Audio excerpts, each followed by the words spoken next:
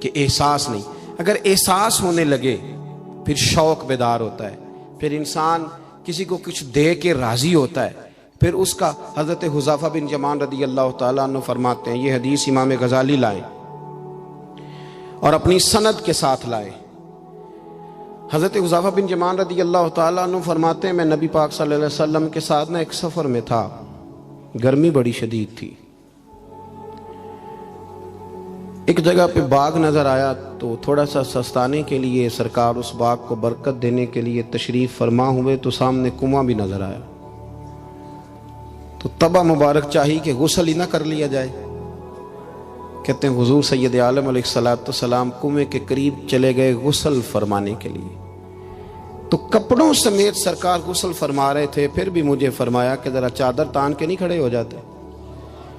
یہ نا زیادہ شرم والا ہوتا ہے کھلا لباس، اس میں زیادہ احساس ہوتا ہے۔ یہ گرمیاں آتی ہیں نا تو سمجھدار آدمی بھی خالی بنیان میں گھومنے لگتا ہے، سیاںا بندہ بھی اچھا نہیں لگتا، تہذیب کے مطابق نہیں۔ ہماری وزاداری جو ہوتی ہے وہ باہر نہیں، گھر کے اندر بھی ضروری ہوتی، بیٹیاں ہیں، بہنیں ہیں، گھر کے اندر بڑا اچھا رویہ انسان کا ہو تاکہ خوبصورتیاں اور خوشبوئیں بکھریں۔ کپڑوں سمیت غسل فرما رہے ہیں اور حضرت حذیفہ بن یمان کہتے ہیں میں چادر تان کے کھڑا ہو گیا، سرکار تھوڑے سے غسل کے بعد فرمانے لگے، حذیفہ گرمی بڑی تھی، نہانے میں بڑی لذت آ رہی ہے،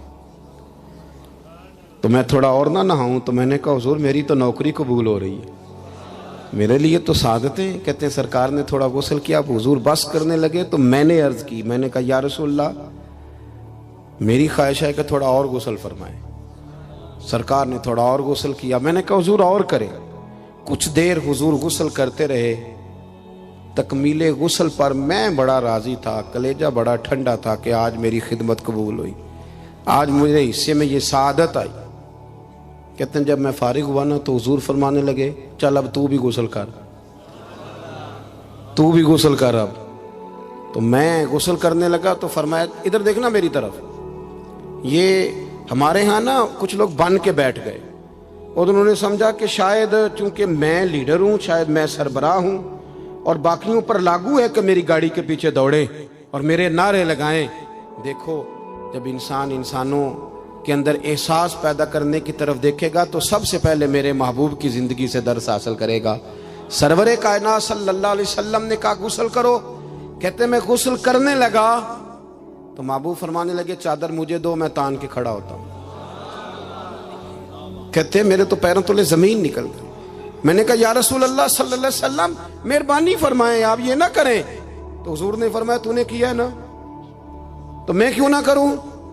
کہتے ہیں اب حضور نے حکم دیا تو میں نے چادر سرکار کو پیش کر دی، حضور تان کے کھڑے ہو گئے تو میں جلدی سے غسل کر کے فارغ ہو گیا۔ میں نے کہا حضور نہا لیا ہے؟ فرمایا حذیفہ مجھے گرمی لگ رہی تھی تو تمہیں بھی لگ رہی ہوگی نا، صحیح کر کے غسل کرو۔ کہتے ہیں میں غسل کر چکا، یارو ذرا اس کی لذت تو محسوس کر لو۔ کوئی حرج نہیں یار، اگر کوئی کام ہمیں کبھی اپنے ہاتھ سے کرنا پڑ جائے کوئی مسئلہ نہیں۔ اگر آسمانوں پہ چلو گے تو زمین والوں سے پیار نہیں بڑھے گا، اور اگر زمین والوں کے بیچ رہو گے پیار کرو گے تو محبتیں بڑھیں گی۔ حضرت حذیفہ بن یمان کہتے ہیں کہ میں پھر تھوڑی دیر غسل کے بعد عرض کی حضور کر لیا غسل؟ تو کہتے ہیں اب سرکار نے میری طرف غور سے دیکھ کر فرمایا حذیفہ دو حرفی بات ہے، جتنی دیر میں نے غسل کیا تم بھی اتنی دیر ہی کرو گے، اور کرو گے تو بات ختم ہوگی ورنہ یہ بات ختم نہیں ہوگی۔ حضرت حذیفہ بن یمان فرماتے ہیں میں نہا بھی رہا تھا اور مدینے والے رسول پہ درود و سلام بھی پیش کر رہا تھا۔ دیکھو اگر یہ شدت آئے نا، دیکھیں میں اکثر دوستوں سے کہا کرتا ہوں کہ میرے جیسے آدمی کو نا بن جاتی ہے عادت سٹیج پہ بیٹھنے کی، آپ یقین کریں بن گئی ہے، مثال نہیں دے رہا، صحیح کہہ رہا ہوں۔ اب کئی دفعہ ایسے ہوتا ہے کہ بہت ساری محافل میں نا چاہیے نا بندہ پیچھے بیٹھ جائے، لیکن وہ ایسی جو نجی جو اساتذہ کی ہیں، جو بزرگوں کی ہیں، جن میں بڑے بیٹھے، ان میں بھی کئی دفعہ شک ہونے لگتا ہے کہ آگے ہی جانا ہے، حالانکہ نہیں جانا۔ اور کئی ایسے چودھری صاحب، پیر صاحب، صوفی صاحب ہوتے ہیں جو گردن اٹھا اٹھا کے نقیب محفل کو دکھاتے ہیں کہ میں آ گیا ہوں، کر لے اعلان کسی طریقے سے، پھر آپ تنگ ہوتے ہیں۔ پھر دیکھیں نا اس محفل کا بھلا مہمان خصوصی میں تو نہیں، اس میں محفل کے تو مہمان خصوصی وہ ہیں جنہوں نے یہاں جھاڑو دیا ہے، جنہوں نے لوگوں کو دعوت دی ہے، اور جو بیٹھ کے دائیں بائیں دیکھ کے بڑے راضی ہو رہے ہیں دل ہی دل میں کہ دیکھا ہماری محفل کتنی کامیاب ہوئی۔ ذوق پیدا ہو رہا ہے، شوق پیدا ہو رہا ہے۔ ہم اگر احساس کرنے لگیں، تھوڑا سا بیچ رہنے لگیں لوگوں کے، حسن پیدا ہوگا، پیار بڑھے گا، بھائی کے ساتھ رشتہ مضبوط ہوگا، دوستوں کے ساتھ تعلق مضبوط ہوگا۔ یہ جو ملازم چھوڑ کے چلا جاتا ہے نا، اس کو 5,000 زیادہ ملتا تو نکل جاتا ہے، اس کی وجہ یہ تھی کہ آپ کا اس کے ساتھ رشتہ مضبوط نہیں تھا۔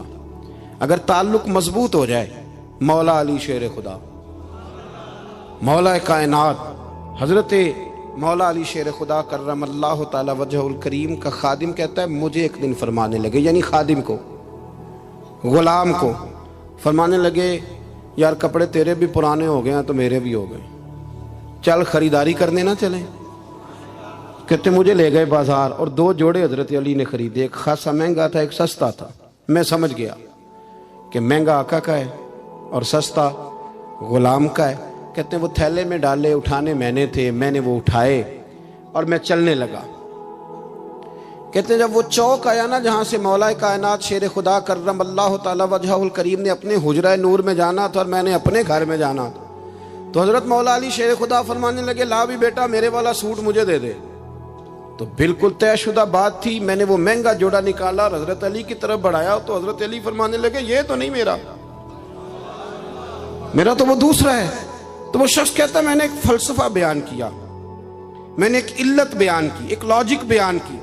میں نے کہا حضور یہ آپ رکھیں اور یہ جو سستا ہے یہ میں رکھتا ہوں۔ فرمایا وجہ؟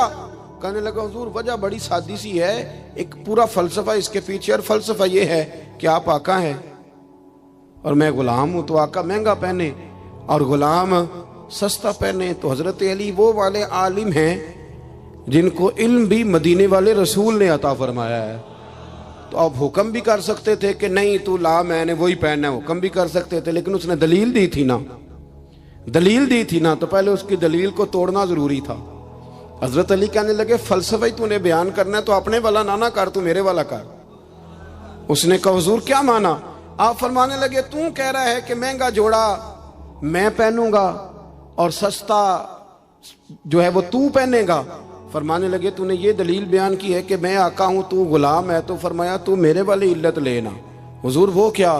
آپ فرمانے لگے تو پہن مہنگا اور میں پہنتا ہوں سستا، دلیل یہ ہے کہ تو جوان ہے اور میں بوڑھا ہوں، تو جوانوں کو پہننے چاہیے مہنگے کپڑے، بوڑھوں کا تو سستوں سے بھی گزارا ہو جاتا ہے۔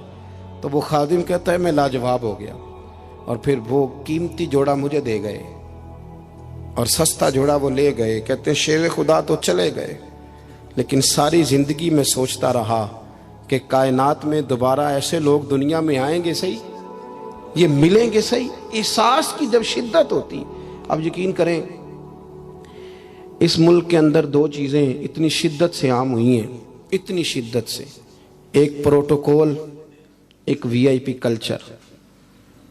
ان دونوں چیزوں نے بہت سارے لوگوں کو پیچھے کر دیا۔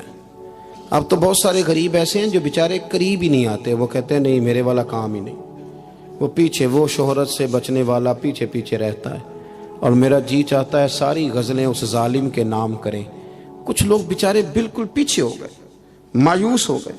وہ کبھی حکومت بدلتی ہے تو ان سے کہا جائے نا حکومت بدل گئی ہے، تو وہ 2 حرفی بات کرتے ہیں، کہتے ہیں جو مرضی آ جائے ہم نے تو محنت کر کے کھانا ہے، صبح کام پہ جائیں گے تو شام کو روٹی کھائیں گے۔ وہ بہت سارے نظام سے دیکھیں نا، یہ سیاسی تبصرے وہ بندہ کرتا ہے جو روٹی پیٹ بھر کے کھاتا ہے، اور جس بیچارے کو پتہ ہے نا کہ جو گھی صبح لایا تھا وہ ختم ہو گیا ہے، اور صبح بچوں نے ناشتے کے لیے جب پراٹھے مانگنے ہیں تو گھی کوئی نہیں، تو وہ پھر سیاسی تبصرے نہیں کرتا، وہ تو تکلیف میں۔ اللہ کے محبوب صلی اللہ علیہ وسلم نے نا احساس کی دولت تقسیم کی تھی۔ مسند امام احمد بن حنبل میں حدیث ہے، حضرت بلال حبشی رضی اللہ تعالیٰ عنہ فرماتے ہیں میں نے عصر کی نماز کی اقامت پڑھ دی تھی، ایک بدو آیا، ایک یہودی کا غلام، کہنے لگا یا رسول اللہ صلی اللہ علیہ وسلم میں بڑی مشکل میں ہوں، اگر آپ میرے ساتھ چلیں، میرا چھوٹا سا کام کر دیں تو میری وہ مشکل آسان ہو جائے گی۔ سیدنا بلال حبشی فرماتے ہیں نبی کریم نے نمازیوں سے فرمایا اقامت ہو چکی تھی، فرمایا تم بیٹھ جاؤ، میں ذرا اس بدو کا کام کر کے آتا، تم ذرا بیٹھو۔ میں صرف اشارے کرتا ہوں، آپ کو ملے گا کہ حضرت جابر ابن عبداللہ کا قرضہ اتارنا تھا تو سرکار کھیت تک گئے اور باقاعدہ سفارش کی ان کی۔ اب تو لوگ کہتے ہیں نا جب تک وہ خدمت کر رہا ہے تو تب تک وہ خدمت گزار ہے، کہیں الجھ جائے تو کہتے ہیں اس کا ذاتی مسئلہ ہے، اور میں ذاتی معاملات میں مداخلت نہیں کرتا۔ تو میاں جب آپ کے پاس تھا، آپ کا ورکر تھا، تب ذاتی مسئلہ کیوں نہیں تھا؟ اب وہ الجھ گیا ہے تو ذاتی مسئلہ ہے۔ ایک عورت رو رہی تھی تو سرکار سفارش کے لیے اس کے ساتھ نہیں چلے گئے تھے کہ میری مالکن مجھے مارے گی؟ آپ کتب حدیث، کتب سیرت کو پڑھیں۔ یہی وجہ تھی کہ حضور کے غلاموں میں وہ درد آیا، بڑے زور شور سے آیا۔ امیر المومنین سیدنا فاروق اعظم رضی اللہ تعالیٰ، اس شخص کا آپ جاہ و جلال دیکھیں نا تو کسرا کا بادشاہ کہتا ہے عمر ملنا ہے، تو عمر فرماتے ہیں میرے پاس وقت نہیں، میں نہیں ملتا، مجھے کیا ضرورت ہے کسی کی، یہ جاہ و جلال ہے۔ اور انسانیت کی خدمت کا جذبہ کیا ہے؟ چہرے پہ نقاب اوڑھ کے رات کو گھوم رہے ہیں، سامنے ایک خیمہ نظر آ گیا، سیدنا فاروق اعظم قریب گئے تو ایک آدمی خیمے میں ہے اور بڑی پریشانی میں ہے، اندر سے نکلتا ہے پھر اندر جاتا ہے۔ فرمایا خیریت ہے؟ کہنے لگا بڑی دور سے آیا ہوں، امیر المومنین سے ملنا تھا، رات ہو گئی یہیں، میری بیوی کہ ہاں ولادت ہونی اور وقت قریب آ گیا، وہ تکلیف میں، تو یہیں خیمہ لگا کے میں نے بٹھا لیا ہے۔ تو غلام آپ کون ہیں؟ تو حضرت عمر کہنے لگے تو مجھے چھوڑ میں ابھی آیا۔ گھر گئے حضرت عمر، توجہ ہے میری بات پر؟ بس سمیٹنے لگا ہوں۔ گھر گئے اور خاتون اول سے کہا، ملکہ سے کہا، اپنی اہلیہ سے فرمایا، فرمانے لگے کوئی نیکی کمانے کا ارادہ ہے؟ وہ کہنے لگی بڑا ارادہ ہے۔ تو کہنے لگے پھر بچے کی ولادت کے لیے جن چیزوں کی حاجت ہوتی ہے وہ ساتھ لے لو۔ میں آپ کو اس شخص کی بات بتا رہا ہوں جو 24 لاکھ مربع میل کا حکمران ہے، جس کے نعرے سے لوگ کانپ جاتے ہیں، لیکن وہ اصول اپنی جگہ پہ اور انسانوں کا پیار اپنی جگہ پہ۔ حضرت عمر نے اپنی اہلیہ کو ساتھ لیا، انہوں نے کہا کچھ چنے لے لیں، کچھ جو ہے وہ گھی لے لیں، کچھ سرکہ لے لیں، اور آپ یہ ساری چیزیں ڈال کے تو پکائیں۔ حضرت فاروق اعظم رضی اللہ تعالیٰ عنہ نے چولہا جلایا۔ وہ شخص کہتا ہے جب عمر پھونکے مارتے تھے نا آگ میں تو میں ان کی داڑھی سے دھواں نکلتے دیکھتا تھا۔ حضرت عمر نے چولہا جلایا، اوپر کھانا رکھا، وہ جو کہا تھا وہ آپ کی اہلیہ اندر چلی گئی خاتون کے پاس۔ وہ شخص کہتا ہے میں نے 2-3 دفعہ حضرت عمر کو کام بتایا تو میں نے سمجھا کوئی غلام ہے، امیر المومنین نے ڈیوٹی لگائی ہے کہ رات کو مسافروں کا خیال رکھنا، تو میں انہیں کہتا غلام ادھر آ پانی لے کے آ، تو عمر دوڑے آتے، وہ ڈیوٹی کرتے رہے۔ جب بچے کی ولادت ہو گئی تو اندر سے جناب عمر کی اہلیہ بولی، کہنے لگی امیر المومنین مبارک ہو، اللہ نے آپ کے دوست کو بیٹا دیا ہے۔ وہ شخص کہتا ہے میرے ہاتھ میں پیالہ تھا، دھڑام سے گرا، میں نے تو عمر کا جلال سنا ہوا، میں نے کہا آپ امیر المومنین ہیں، آپ عمر ہیں، آپ کیا خیال ہے آپ کا؟ لوگ باتوں سے بڑے ہوتے ہیں، کردار انسان کو بڑا کرتا ہے، کردار اسے زندہ رکھتا ہے، کردار اسے جینے کا ڈھب اور حوصلہ دیتا ہے۔ حضرت فاروق اعظم سے کہنے لگے آپ عمر ہیں؟ جناب فاروق اعظم کہنے لگے ہاں میں عمر ہوں، تمہیں ضرورت کی ساری چیزیں میں نے دے دی ہیں، باقی صبح آنا اور جس کام تم آئے ہو وہ بھی کیا جائے گا۔ اس نے پیر پکڑ لیے، امیر المومنین مجھ سے غلطی ہو گئی۔ فرمایا اٹھ میرے سینے سے لگ، تجھ سے غلطی نہیں ہوئی، تیری وجہ سے اللہ نے مجھے نیکی کمانے کی توفیق عطا کر دی ہے۔ اپنی زندگی میں 3-4 چیزوں کا خاص خیال کریں، عقائد مضبوط رکھیں۔ ہمارے اندر کو آ جاتی ہیں نا کمزوریاں، انسان ہیں، ان کو دور کرنے کے لیے احساس پیدا کریں۔ تیسری بات یہ کہ ایک دوسرے کا دیکھیں نا، اگر میرا نالائق بچہ نہیں پڑھتا تو سارے پیسے اس پر خرچ کرنے کی کیا ضرورت ہے؟ میری بہن کا بچہ جو لائق ہے تو اس پر کیوں نہ پیسے خرچ کر دیے جائیں، ایک لائق آدمی تیار کر لیا جائے۔ احساس پیدا کریں گے، تھوڑا تھوڑا آگے بڑھیں گے تو آپ دیکھیں گے معاشرے کے اندر کس تیزی کے ساتھ لوگوں کے مسائل میں کمی آتی ہے اور خیر تقسیم ہوتی ہے۔ میں دعا کرتا ہوں جو میں نے کہا میرا مالک اسے قبول فرمائے۔ گفتگو کے دوران عمدن سہون جہاں بھول گئے اللہ ہم سے درگزر فرمائے۔ مسلسل سفر کرتے رہتے ہیں تو پھر یہ ہے کہ سفر ہی چلتا رہتا ہے۔ صبح 11 بجے کے نکلے ہوئے، اللہ تعالیٰ آپ کو جزائے خیر دے۔ جب آپ ملنے کے لیے آتے ہیں تو کئی دفعہ وہ اتنی شدت ہو جاتی ہے کہ بعض لوگوں کو تکلیف پہنچتی ہے۔ اسی پر انشاءاللہ اجازت لیں گے، اللہ نے موقع دیا، پھر ملاقات ہوگی۔ آخر دعوانا ان الحمدللہ رب العالمین۔ اللهم صل على سيدنا مولانا محمد معدن الجود والكرم وآله وبارك وسلم ربنا آتنا في الدنيا حسنة وفي الآخرة حسنة وقنا عذاب النار۔ مالک جن دوستوں نے اتنا خوبصورت اہتمام کیا ان کی کوشش کو قبول فرما، ہم جتنے یہاں حاضر ہوئے ہیں ہماری حاضری کو مستجاب فرما۔ اے مالک کریم امت مسلمہ کے حق میں رحمت والے فیصلے فرما۔